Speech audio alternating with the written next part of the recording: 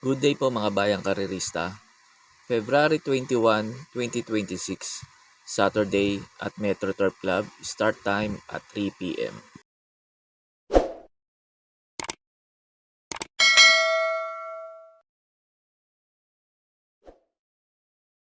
Start na po tayo, race number 1 na. Start po ng winner take all, races 1 to 7, distance 1,400 meters. Pampremera ko dito numero 11, Super Daily din. Ito bumalik na sa Metro Turf. Tingin ko mas magaling sa Metro Turf to kumpara dun sa PJC. Ah, Parang medyo bumaba yung laban niya ngayon. Ah, Walang gaanong mabilis eh. Baka mauna at mapabayaan sa unahan. Tingin ko malaki chance makatapos ng karera to. Ito numero 11 yung Super Daily din. Tingin ko mas mabilis si Super Daily din kaysa kay Sabi ko na eh. Kaya tingin ko lamang ngayon dito to. Ito numero 11 yung Super Daily din. Tapos second choice ko numero 1 Matikas. Last run ni Matikas, maganda na rin tinakbo nito. Nasegunda to. Tingin ko pag pilit nilang hinabol si Super Daily din sa unan, tingin ko eto pwedeng makarimate. Numero 1, Matikas. Tapos third choice ko, numero G's, Brown Pirate to kasi mababa na sa laban to. Itong numero G's na to, Brown Pirate, bigyan lang na importansya na may-ari to. Tingin ko malaki rin chance na itong manalo dito. Kung may puhunan pa kayo, pwede nyo sama yung couple entry numero 3, Limon Sudan Falls at 3A, sabi ko na. Pero pili ko lang dito, tatlo lang. Pampremera ko po, numero 11, Super Daily din. Tapos second choice ko, numero 1, Matikas. Tapos third choice ko, numero G's, Brown Pirate. Sa race number 2 na po tayo, start po ng pick 6, races 2 to 7.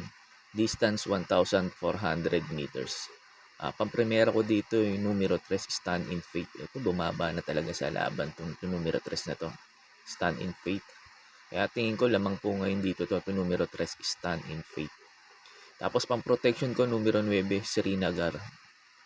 Tapos third choice ko numero G's, MyStar. Ito bigyan lang ng importansya na may-ari to. Tingin ko may panalo rin to dito. Yung numero G's, MyStar. Kaya po sa race number 2, pampremera ko po numero 3, Stand in Faith. Tapos second choice ko po numero 9, Srinagar. Tapos third choice ko po numero G's, MyStar. Sa race number 3 na po tayo, start po ng pick 5, races 3 to 7, distance 1,400 meters. Pampremera ko dito numero 4, Kaboom. Ito last run nito ni Kaboom dun sa kabila. Ang kalaban si Amazing tapos si Lucky Nono, Tumersero to. Tingin ko mo mas magaling si Kaboom dito sa Metro Turf. Bigyan lang ng importansya at maganda lang isalida na ito. Tingin ko baka manalo na dito to numero 4 ang Kaboom. Tapos second choice ko po numero 6, My Boy Lollipop. Baka mauna kasi to si My Boy Lollipop at mapabayaan sa unahan. Tingin ko malaki chance makatapos ng karera to. Itong numero 6, My Boy Lollipop. Tapos third choice ko po numero 9, Perfect Blue. Sakali namang pilitin nilang habulin si My Boy Lollipop, ito si Perfect Blue, maganda lang isalida, nakakasabay naman to. Kaya tingin ko may panalo rin to dito, numero 9, Perfect Blue. Kaya po sa race number 3, pampremera ko po numero 4, Kaboom. Second choice ko po numero 6, My Boy Lollipop. Tapos third choice ko po numero 9, Perfect Blue. Sa race number 4 na po tayo, start po ng pick 4, races 4 to 7. Distance 1,400 meters. Pampremera ko dito numero G's, Tenacity. Buenas ang kwadra nito, nakadalawa to.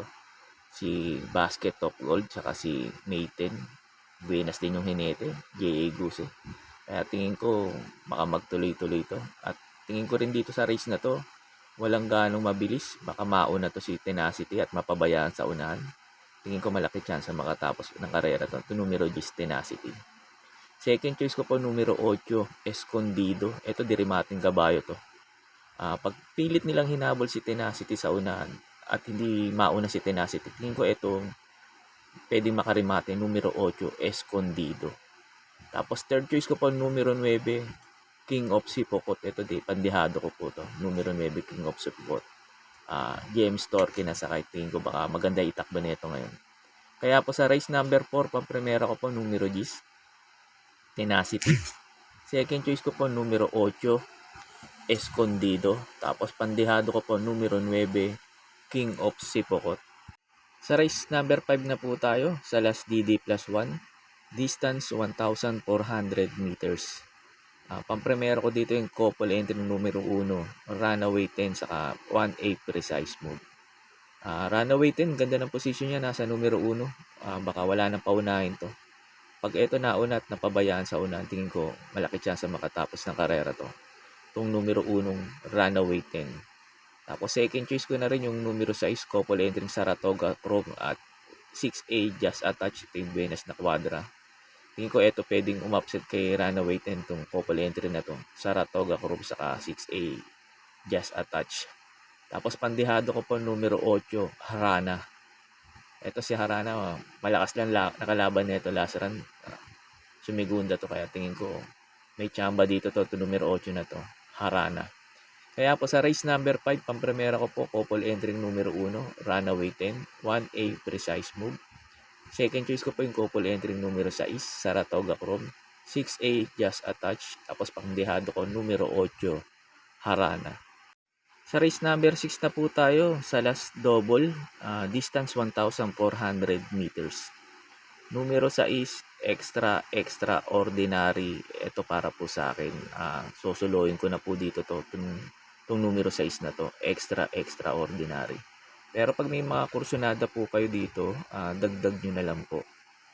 Extraordinary, last run nito kala Ace of Diamond, Lucency, talagang malalakas yung kalaban nito, mga imported. Kumpara ngayon sa grupo na to, kaya tingin ko po lamang na lamang po dito itong numero 6, extraordinary. Pagkatapos nga pala ng info ko rito, in-upload ko po yung last run nito ni extraordinary para magkaroon po kayo ng idea kung susuloyin nyo po ba o magpo-protection pa kayo. Kaya po sa race number 6 tong extraordinary, para po sa akin, susuloyin ko na po.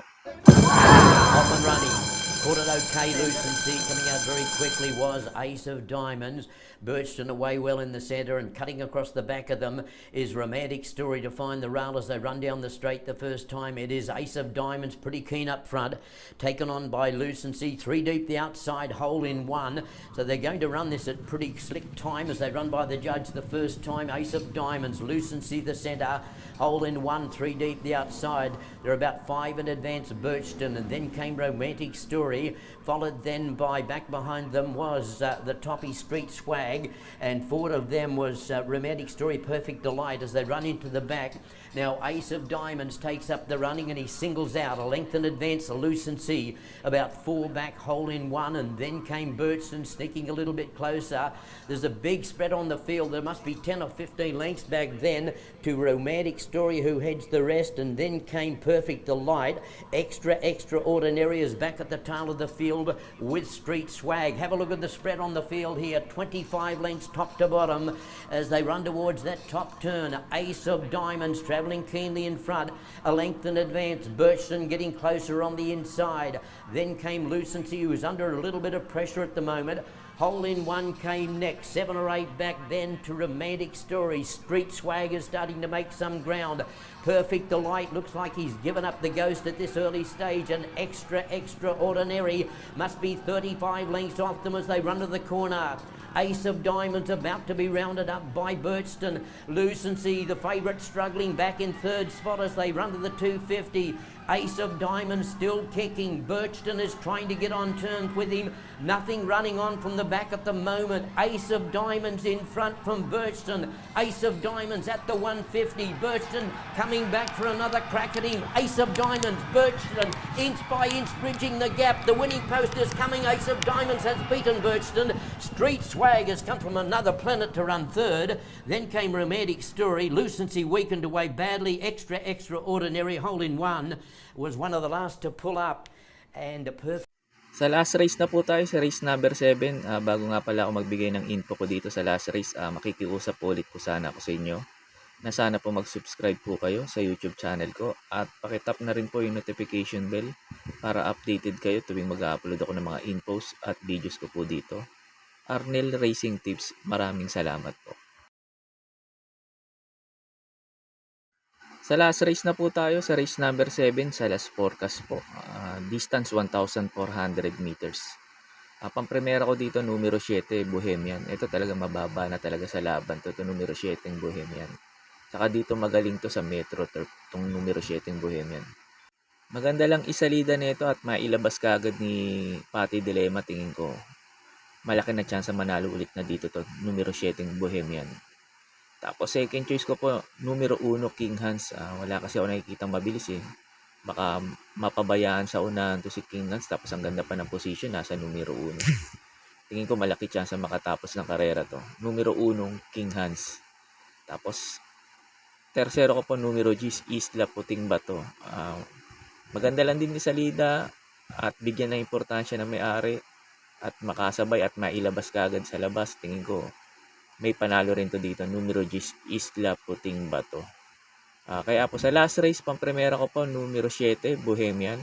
Second choice ko po, numero 1, King Hans. Tapos third choice ko po, numero 10, Isla Puting Bato. Yun lang po, and good luck and happy racing po mga bayang karerista. Pagkatapos nito yung mga pa-shoutout nyo po.